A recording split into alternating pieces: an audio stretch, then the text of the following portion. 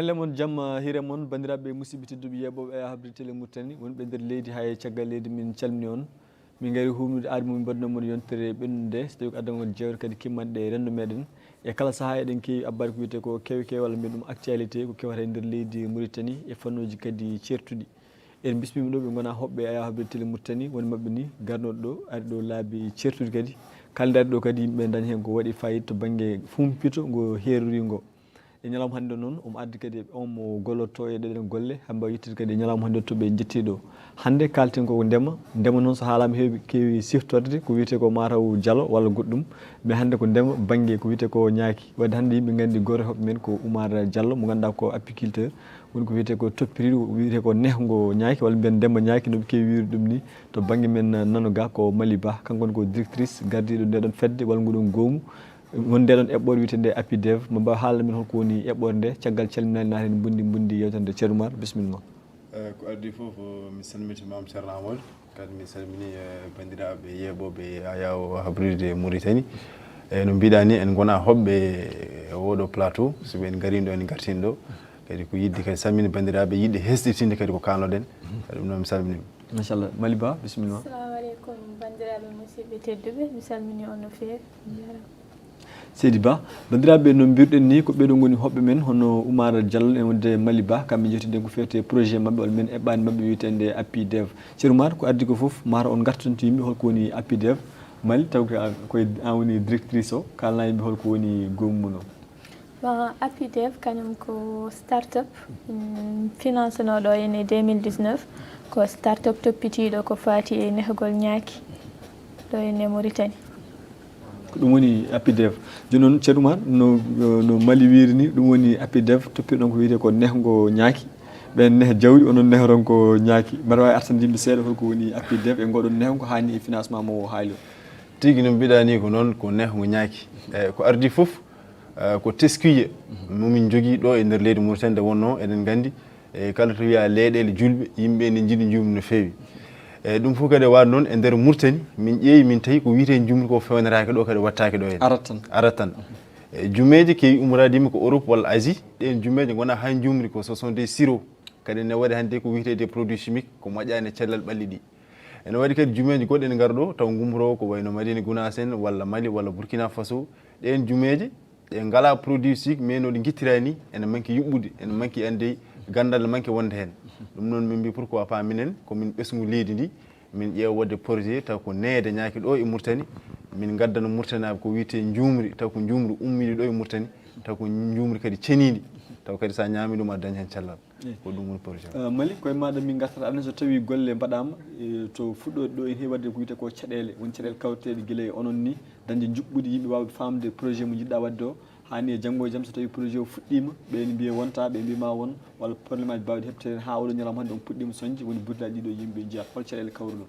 bon kañum guel min fuɗɗi ha joni min deeɓi ɗo ko leltini coñgol amen ko caɗele momin mbiyata ɗum ɗo les termites woni miiji to no wiyeteno pulaar ni mooƴi ko ɗum wonno caɗele amen saabu ɗum ari bonni riche uji foof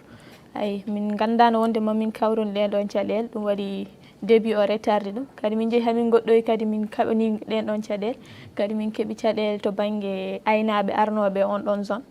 ewo aynaɓe kañumen nayyi mumen gari naati e nder guesa ba e foof bonni ɗum ɗon tan woni caɗele amen caɗele ɓuurɗon en caɗele min ɓuuri hawrude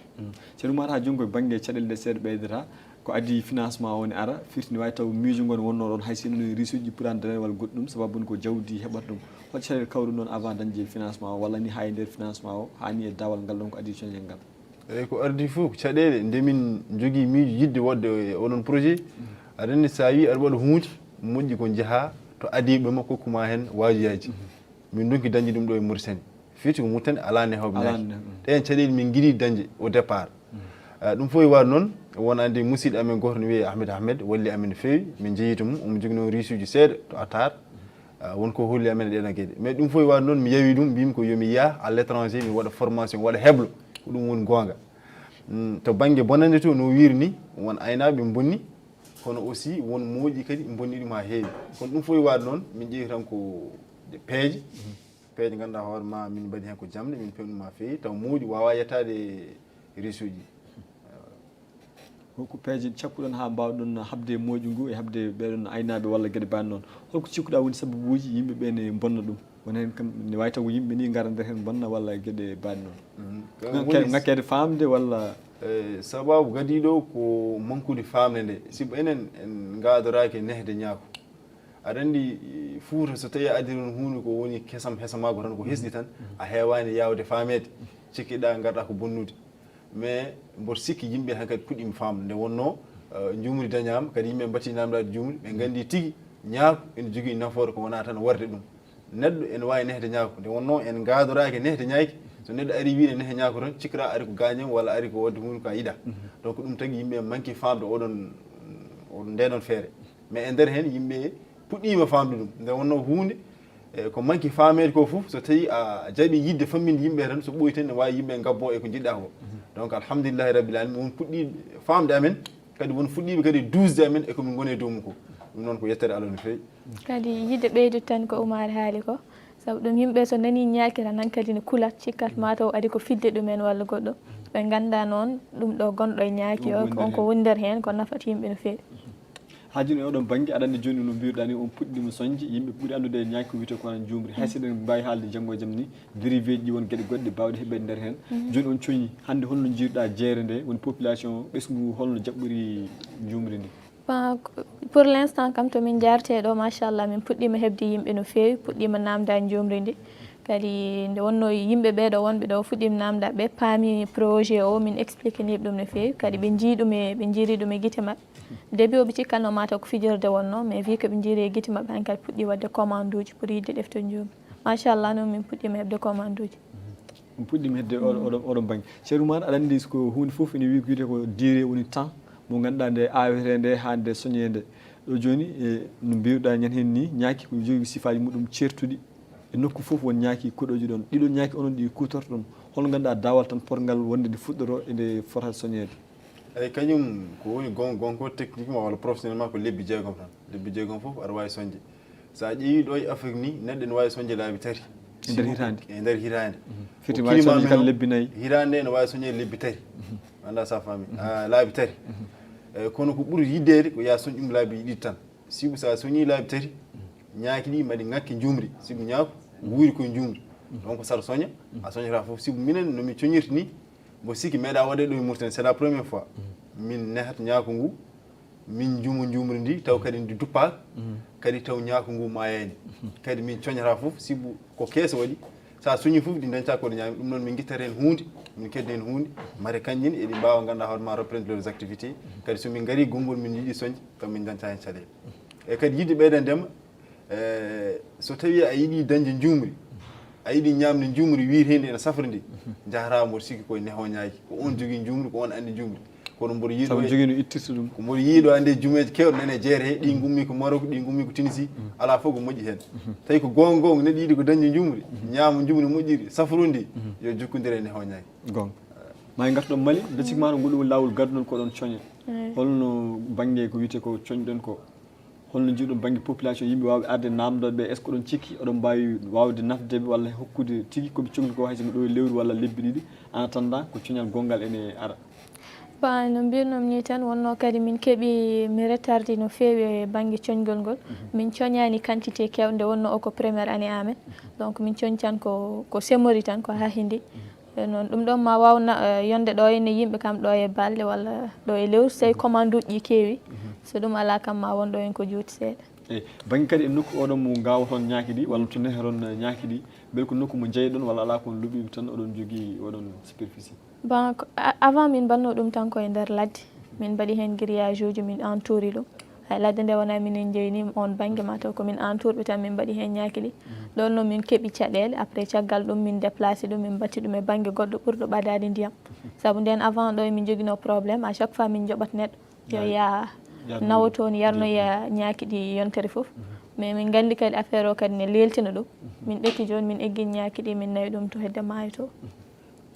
ceerno Oumar ko ɗon kalten aɗa so tawi jumri haalama won gueɗe goɗɗe comiɗe hen ko guila ko wiyete ko kañeri en mataw yimɓe kam ɓuuri andude ɗo ko ko kañir e juumri kono noon hannde holko woni baŋnge kuccam mon e janngo e jam wawde yaltinde ɗum e juumri tawni huutire ɗiɗon kono noon ko adi nder ara ngal ɗon namdal a haali ɗo jooni baŋnge jumeji gummeteɗo caggal leydi sahaaji won caɗele gonoje heen holko saabi ɗeɗon caɗele ha kono adda rafiiji beele ko jumeje ɗe no jumirte ni walla sahaaji wonko addere nandiri e juumri taw wona juumri kadi an holno mbawata sernirde ɗum sababu ka karalla e oɗon fannu eyi mi sikki tan namɗa o namdoma ngal woni pattam lamiwal noon yiyete pulaarde mo sikki juumri ummuronde caggal leydi ndi mboɗo wawi wiide wona juumri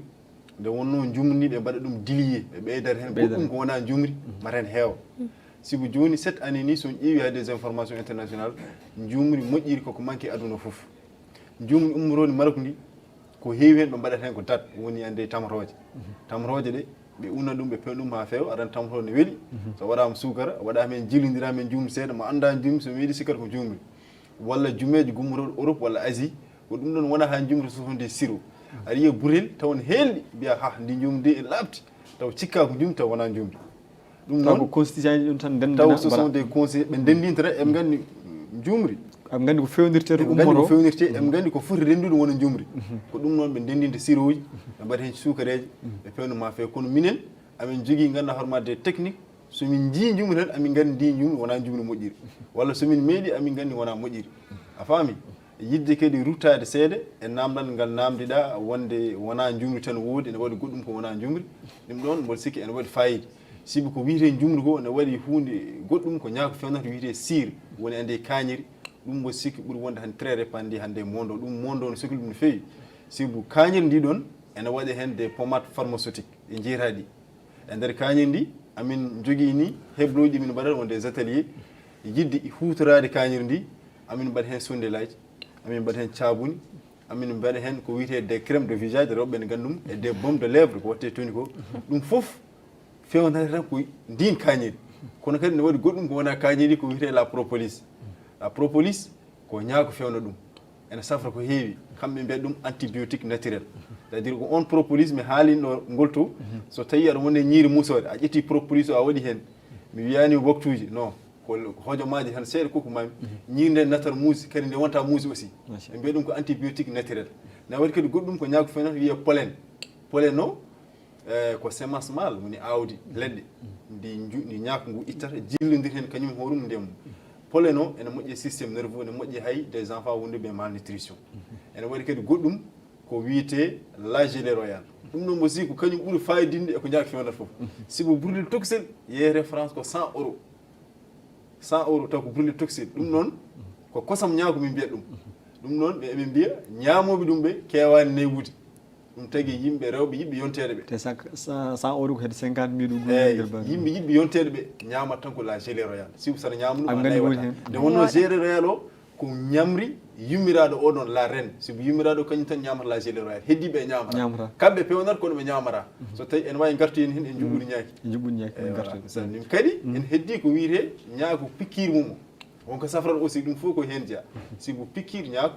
ene safra ko wiyete alzheimer woni jinnaɓe men saaha so jeehi ha ɓooyi en jejjiri hay ɓiɓɓe ɓe jibini oɗo maladie ne woodi neɗɗo jejjiro pikkiraji ñaaki ɗi en safra ɗum kadi yimɓe wonduɓe migraine saaha foof jaaha hoorema aɗa yiide pikkir ñaaki o kadi moƴƴum walla yimɓe wonduɓe jokkorɗe musoji woni la torticolis ɗum foof juwanɗe ñaaki ɗe en nafa ɗum deke eɗen gandi ñaako ne heewi fayida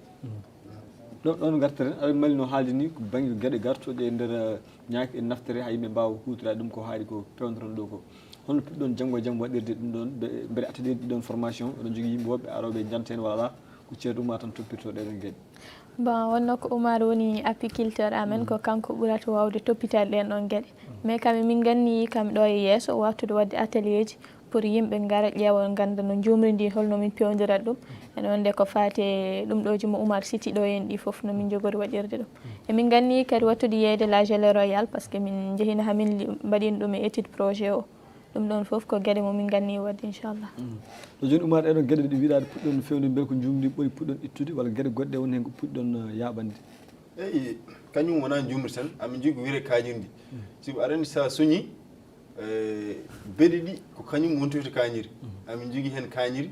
min mofti ɗum sibo so tawi amin jiiɗi kadi wadde keesuji goɗɗi nehde ɗum amin cuhli kañiri ndi ɗum ɗon ko sirlu wiyete won sirlu momin mbaɗata pour yidde fode ñaaki ɗi ko ndin kañiri min kutorto kono wonko min keddaren inchallah sibu leelara won atelier mum jogui jidde wadde caabuni e kereman ɗi ɗon sibu won neɓe meje ɗumi commandé France ari alhamdulillah ko ɗum tan min panno mata amin puɗɗo ande ɗiɗon hebloji eyyi oɗon nokku mo jogui ɗon pour nehde ɗiɗon ñaaki bel ko nokku goto tan walla oɗon jogui kadi nokkuji goɗɗi walla ala koye banggue goto tan nehron eyyi ɗon ko caɗele sibu dañde nokku to nehɗa ñaako hande e Fouta en satti no fewi kadi ami ñaago yimɓe yo tinno balla amen ene kala jiiɗum mbawɗo wallude amen oɗon banggue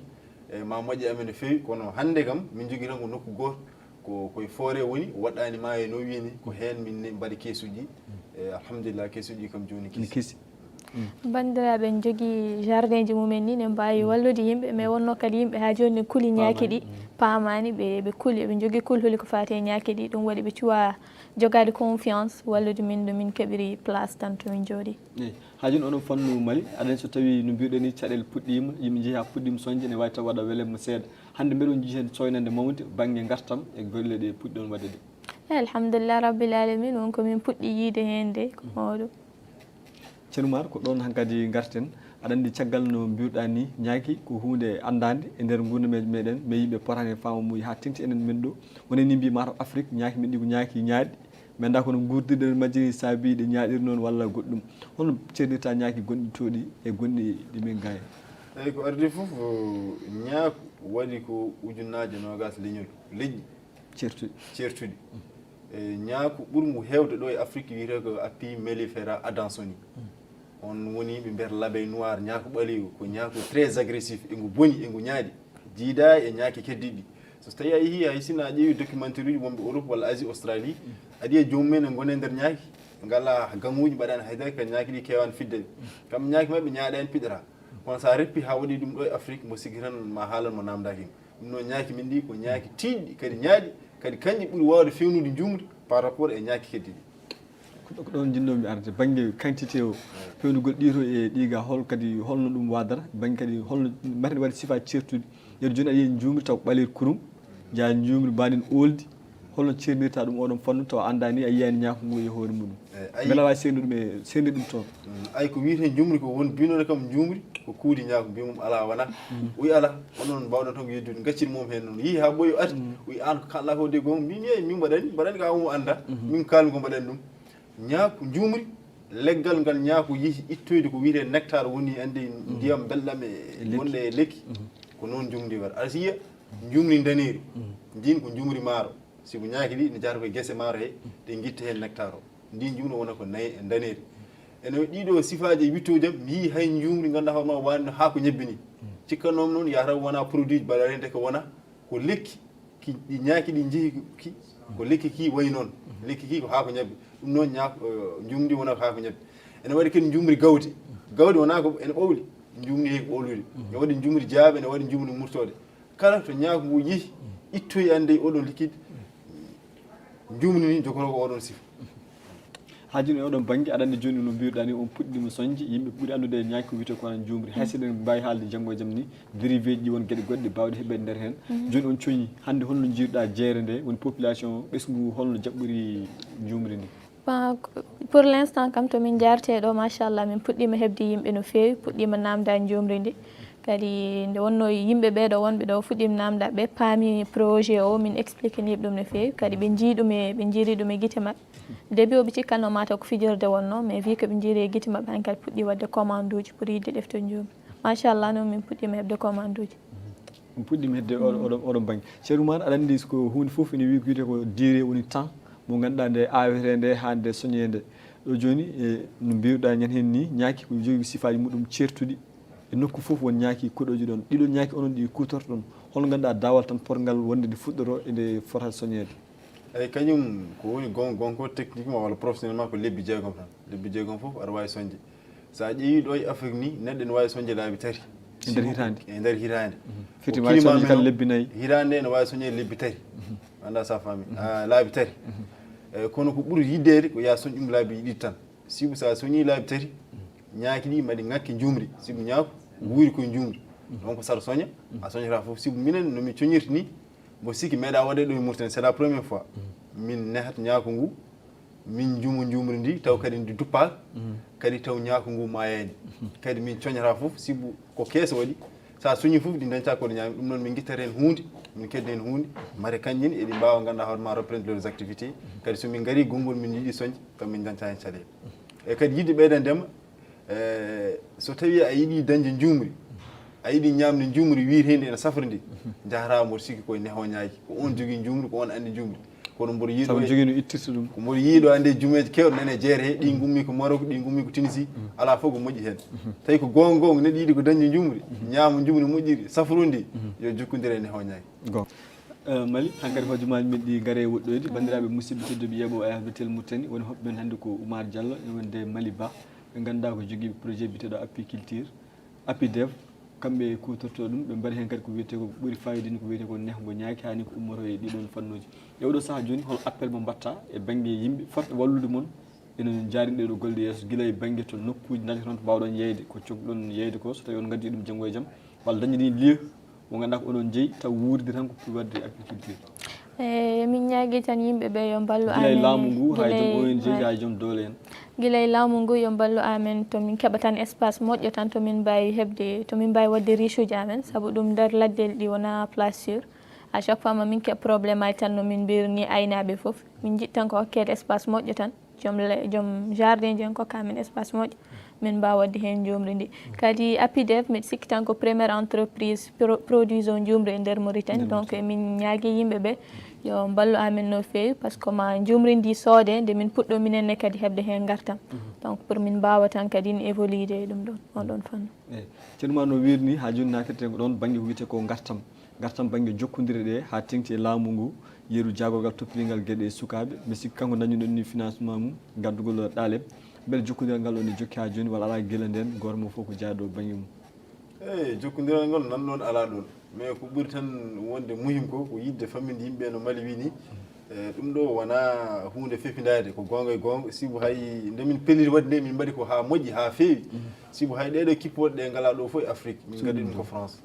kippoɗe ɗe ngala ɗo fof e Afrique min gaddi ɗum ko France min mbaɗi hen ko des étiquettes min peewi ɗum ha feewi min ƴetti ligguey o min mbaɗi ɗum komin mbino wonno min mbino ko mamin coñan Mauritanie naɓe jumri taw ko jumri moƴƴini kadi waɗade certifié joni noon min cohli ko en label laboratoire taw ko ɗo e Afrique walla Europe walla Asie taw amin nawa toon ndiɗo jumri ndi waɗe certifié taw hankkadi hay sin wona e Mauritanie tan min jeeyata amin mbawi yeey ɗum Europe amin mbawi yeey ɗum Afrique amin jeeya kala to min jiiɗi yeeyde amin jiiɗi yeey ɗum hande ko ɗam ɗon kuccam min gonani e kadi yimɓe yo tinno balla amen e des espaces to min mbawi nehde nde wonno ñaako ene wurde kañum ko needi tan sa aɗa woni yimɓe wonɓe jardin ngaji men enen gurde ñaaki men ngala ha caɗele min jete à Casamance min goni koye ferme woni ko ñaaki hen min amin ñamda amin jarda ɗi gara tan ni jarda ɗi jaaha haydara ñaako so tawi a mema ɗum kañum haydara wattama yimɓe essaye famde ɗum aussi to banggue kadi matériel oɗo mo kutorɗon o guila e burlaji kippoɗe ɗe tampoŋaji batteɗi hen ɗi holno dañirton ɗum ɗon eyyi ɗum kam kippoɗe ɗe kam ngala ɗo hen kono tampoŋaji ɗum fof ne wawi waɗede ɗo e les papeterie mais kadi won matériel goɗɗo ko wiyete ko wayno des enfumoires ko wayno des presses e wone des brosse à miel brosse abeille ɗiɗon fof ko des matériel ɗi min coodoyi min gaddi pour ganduɗa mata no hutorte ni mata ne waɗa répondre les normes sanitaires si vous saɗa hutoro hunde moƴƴi ko sa hutiri ɗum taw bonnata koko jogoɗa yeeyde ko ɗum noon amin jogui matériel goɗɗo ko wona ɗum ɗo tan momin kuftoto mate jumundi ene seno Mali hankkadi konngol maɗa cakkirol ngol basirɗa bandiraɓe musidɗaɓe kala yeeyoɓe ha tengti e kutorde mbaɗi hono eyyi mbiɗa ñaagui bare wasi o yimɓeɓe yo mbattu hakkillaji no feewi e oɗo ko Oumar haali ɗo henna ko saabu ɗum so wonti ha joni yimɓe en jaaha France walla hunde en commande toon kippoɗe taw yimɓe en mbawi jogui capacité wadde ɗum ɗo hen ɓuurat arrange de minen kadi ɓuurat arrange de ɓe kamɓe ceerno Oumar konngol ma wasiye ngol basirɗa bandiraɓe murtannaɓe ha tengti wiiteɓe entrepreneur en e kadi anden fannu mo jiɗɗa waltirede e oɗo ngoɗo senggo ngo mbatta banggue jumri eko abbiti ɗiɗon fannuji sibi ko wiyete jumri ko ne waɗi hunde goɗɗum ko ñaako fewnata wiyete sir woni ande kañiri ɗum mo sikki ɓuuri wonde han très répandi hande mondo ɗum mondo no sohli ɗum no fewi sibu kañiri ndi ɗon ene waɗi hen des pommades pharmaceutiques e jeetaɗi e nder kañiri ndi amin jogui ni hebloji min mbaɗata won des ateliers yidde hutorade kañiri ndi amin mbaɗa hen sondelaji amin mbaɗa hen cabuni amin mbaɗa hen ko wiyete des crèmes de visage rewɓe ne gandum e des baumes de lèvre ko watte toni ko ɗum foof fewnata tan ko ndin kañiri kono kadi ne waɗi goɗɗum ko wona kañiri ko wiyete la propolis ko ñaako fewna ɗum ene safra ko heewi kamɓe mbiyata ɗum antibiotique naturel c'est à dire ko on propolis mi haalino ngol to so tawi aɗa woni ñiiri musode a ƴetti propolis o a waɗi hen mi wiyani waktuji non ko hojomaji tan seeɗa koko mami ñiiri nde natat muusi kadi nde wonta muusi aussi ɓe mbiya ɗum ko antibiotique naturel ne waɗi kadi goɗɗum ko ñaako fewnata wiye pollen o ko semence mal woni awdi leɗɗe ndi ñaako ngu ittata jillodir hen kañum horum ndemu pollen o ene moƴƴi systéme nerveux ene moƴƴi hay des enfants wonduɓe e malnutrition ene waɗi kadi goɗɗum ko wiyete la gelée royale ɗum ɗon aussi ko kañum ɓuuri fayidinde eko ñaako fewnata foof sibo brûlé toxel yeeye référence ko 100 €. 100 € taw ko brûlé toxel ɗum noon ko kosam ñaako min mbiyat ɗum noon ɓe mbiya ñaamoɓe ɗum ɓe kewani newude ɗum tagi yimɓe rewɓe yiɓɓe yonteɗe ɓe te 100 € ko hedde 50 000 eyyi yimɓe yiɓɓe yonteɗe ɓe ñamat tan ko la gelée royale si saɗa ñaama ɗum a wata nde wonno gelée royale o ko ñamri yummiraɗo oɗon la reine sibo yummiraɗo kañum tan ñamata la gelée royale heddiɓe e ñamata kamɓe pewnata kono ɓe ñamata so tawi en wawi gartu hen e juɓɓudi ñaaki kadi en heddi ko wiyete ñaako pikkir mum o wonko safrata aussi ɗum fof ko hen jeeya sibo pikkir ñaako ene safra ko wiyete alzheimer woni jinnaɓe en saaha so jeehi ha ɓooyi en jejjiri hay ɓiɓɓe ɓe jibini oɗo maladie ne woodi neɗɗo jejjiro pikkiraji ñaaki ɗi en safra ɗum kadi yimɓe wonduɓe migraine saaha foof jaaha hoorema aɗa yiide pikkir ñaaki o kadi moƴƴum walla yimɓe wonduɓe jokkorɗe musoji woni la torticolis ɗum foof juwanɗe ñaaki ɗe en nafa ɗum deke eɗen gandi ñaaki on heewi fayi wadde fof ko yettude Allah wiide alhamdulillahi rabbil alamin kadi yettude ande jayndiyankoɓe télé Mauritanie fof onoon ko mbatton ko ande yo Allah nurɗin ɗum yo Allah waɗi hen barke yo Allah waɗi hen ɓuural aussi kadi yidde kadi ñaagade yimɓe yafuji tawi ko haalaɗo ko wonko tara hen nde wonno ko wonɗo ko yidde tan wadde créer des activités yidde ande ganduɗa hoorema ligginde yimɓe gara liggo hen saabu amin mbaɗi invité tout le monde kala ɓiɗɗo Mauritanie najo amin noddi ɗum e ngoɗo eran kala jiɗɗo liggade ko way ko faati e nehgol ñaaki enen nodda hen bisimilla mum ande entreprise o ko entreprise Mauritanie fof sibo ganduɗa hoorema somin mbaɗi cabuni ma rewɓe liggo hen so tawi min jiiɗi wadde teni ma ouvrier ji gandi liggo hen somin jiiɗi wadde kadi construire des riches ko chaîne de valeur komin goni ɗum ko chaîne de valeur wiyete donc yimɓe yo essaye famde ɗum wona arde yidde bonnude ko arde yidde tan fewnude kadi yidde ganduɗa hoorema Mauritanie fof yo heeƴi hen yo dañi hen hunde kadi yo naftoro hen kadi mbiɗa yiiɗi kadi yimɓeɓe paama komin goni ɗum ko min jitta tan ko fewnude kadi min jitta tan ko duuse ɗum noon on jarama bandiraɓe musidɓe tedduɓe yaɓannoɓe aya habde télé Mauritanie yewtere men ko ɗo haaɗi hakkude meɗen e musidɓe meɗen waɗo joguiɓe fedde witende APIDEV hono musidɗo men ceerno Oumar Diallo mo ganduɗa kanko yaari ko karallagal fannu nehgo ñaaki hani e jumri eko abbiti ɗiɗon singgoji ga ko Mali Ba kañum woni gardiɗo fedde nde kanko woni directrice APIDEV kamɓe jewtiden hannde nde ɗo yewtere ɓe kaali tigui ko faare cuñal mabɓe gadnal gam jumri walla mbiyen jumdi no gandirɗen ɗum ɗo e nder leydi meɗen walla ni e bandiraɓe yeɓoɓe nde ɗo yewtere ɓe kalni men kadi janggo e jaam holko wawata dañede hen taw ummori koye oɗon fannu biren jumri guila e kañeri hay ko wiyete ko cabuni walla ni kermaji poppireɗi ko abbiti ɗiɗon senggoji taw kadi ko safaro tigui wonande rendo ngo ɗo ko musidɗo moon Amadou Samba Diop ala ko no yontere aɗa ɗo e nden yo jammin jogo men jogo on jarama woni e jaam